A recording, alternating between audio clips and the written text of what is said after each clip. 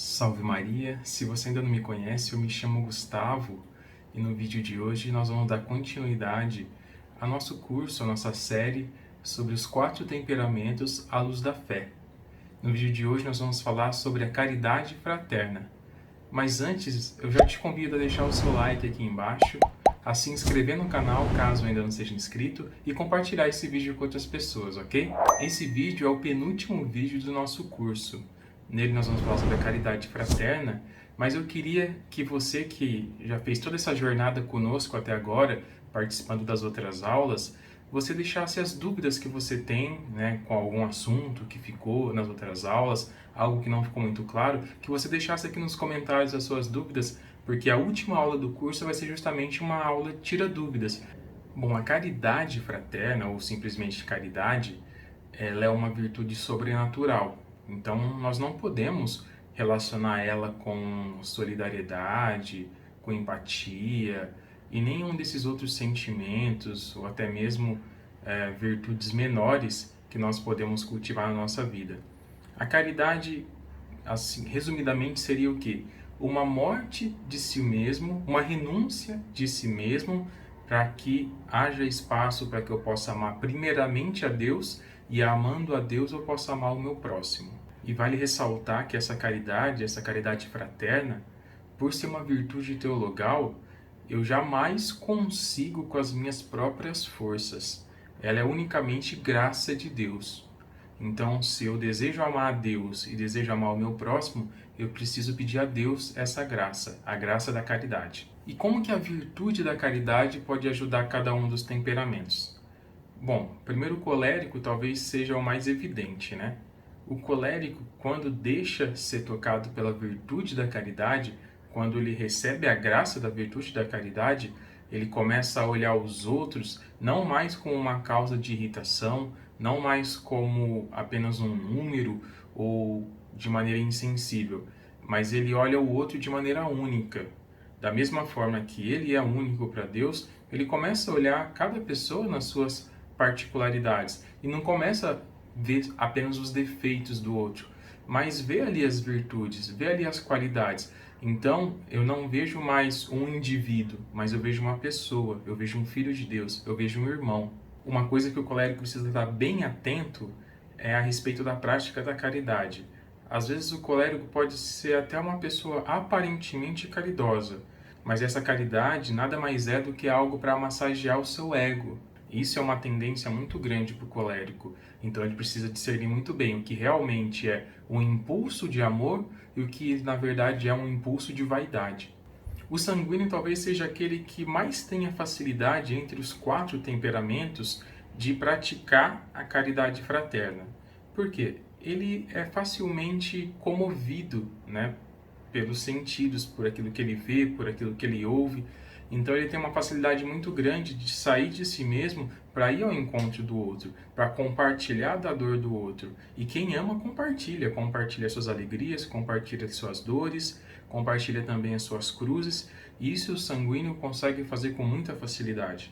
O perigo está justamente nessa facilidade que ele tem de se comover, porque ele pode se sentir impelido de tal forma que ele caia numa atividade, num ativismo religioso, né? Aquele católico, aquele religioso que só busca fazer, porque ele sente a necessidade, ele vê as carências, ele vê as injustiças e ele vai tentar sanar isso, tentar ser uma espécie de remédio para essas situações, e ele só quer fazer, como se a fé se reduzisse unicamente às obras. E a gente sabe que não é bem assim.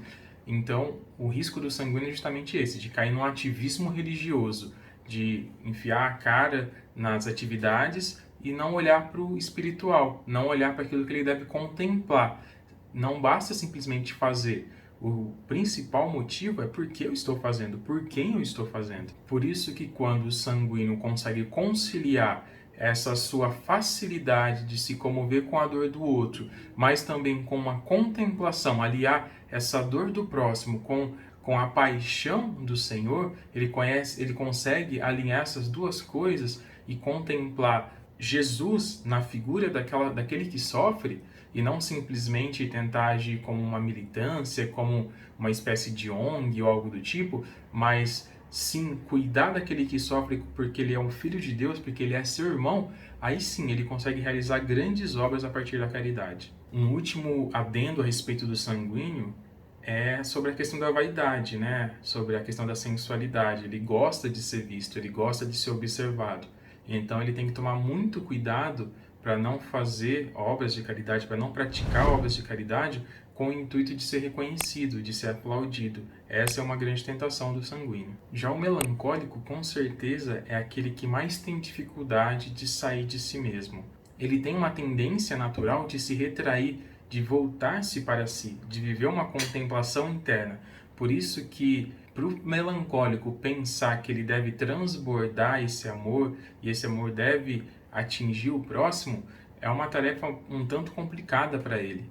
Então a tendência do melancólico é muito ao egoísmo, ao pensar apenas em si mesmo, ao pensar nele antes de pensar no outro.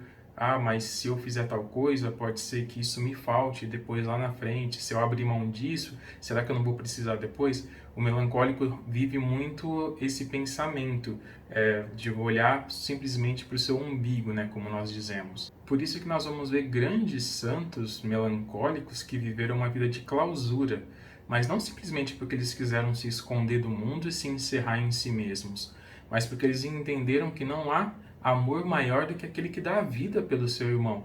E eles entenderam que uma forma de dar a vida era justamente renunciar às coisas do mundo, renunciar os prazeres que muitas vezes um religioso de clausura deixa de ter pela vida que ele escolhe seguir. Por isso que da mesma forma que o melancólico tem uma dificuldade de sair de si para amar o outro, ele pode muito bem encontrar esse amor ao próximo através do cultivo da sua vida interior, através da contemplação, que ele tem muita facilidade. Então, cultivando uma vida espiritual, descobrindo o amor a Deus, ele é capaz de chegar no amor ao próximo, porque como diz o mandamento, né, amarás a Deus sobre todas as coisas e o próximo como a ti mesmo. Não temos como desvincular isso. A igreja não é uma ONG, não é uma organização de filantropia. Ela é uma tábua de salvação para esse mundo. Então é impossível amar verdadeiramente o outro se eu não amo a Deus. O fleumático ele tem uma tendência, como nós já dissemos nas outras aulas, às coisas fáceis, à facilidade. Por isso que é muito difícil fazer com que o fleumático se comprometa com algo, se comprometa com uma causa.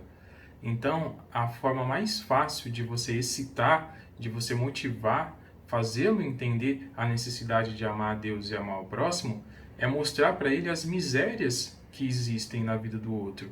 Não simplesmente as misérias materiais, mas as misérias espirituais. Mostrar o que pode acontecer com uma pessoa que é miserável de Deus, por exemplo, que é miserável do amor, que é miserável da justiça, que é miserável da esperança e assim por diante. Ele entendendo quais são as consequências que acarretam a falta dessas virtudes, ele pode se despertar para a caridade fraterna. Por isso que mostrar para ele a consequência das almas que se perdem sem conhecer Deus, das almas que são abandonadas sem terem tido a oportunidade de conhecer Deus, pode ser um grande impulso missionário para a vida do fleumático. Isso pode impelir ele a querer com que as pessoas conheçam a Deus, fazer com que as pessoas conheçam e amem a Deus. E isso vai motivar inclusive o fleumático a buscar entender que amor é esse. Por isso que a serenidade, né, que é própria do fleumático, pode transformar ele num grande missionário. Ele lidando com as misérias, com os defeitos e às vezes com aquelas características que não são tão boas das pessoas, ele vai ter uma tranquilidade, ele vai ter uma paciência muito maior, por exemplo, do que o colérico, que tem uma energia muito grande, mas lhe falta às vezes essa paciência, coisa que o fleumático já tem. Então ele pode ser um grande confessor, ele pode ser um grande diretor espiritual, olhando com misericórdia para a miséria do outro e não se desesperando e não condenando o outro e não julgando o outro, tendo um juízo temerário em relação ao outro, porque ele sabe que dali pode brotar algo bom. Ele sabe que daquela miséria que se mostra diante dele pode surgir uma grande virtude. Essas são algumas formas de como a caridade pode atuar como um remédio para cada um dos temperamentos e combater os defeitos dominantes de cada um. Espero que você tenha aproveitado mais essa aula Eu aguardo as suas dúvidas, né, os seus questionamentos aqui no comentário. Deus abençoe você e até a próxima.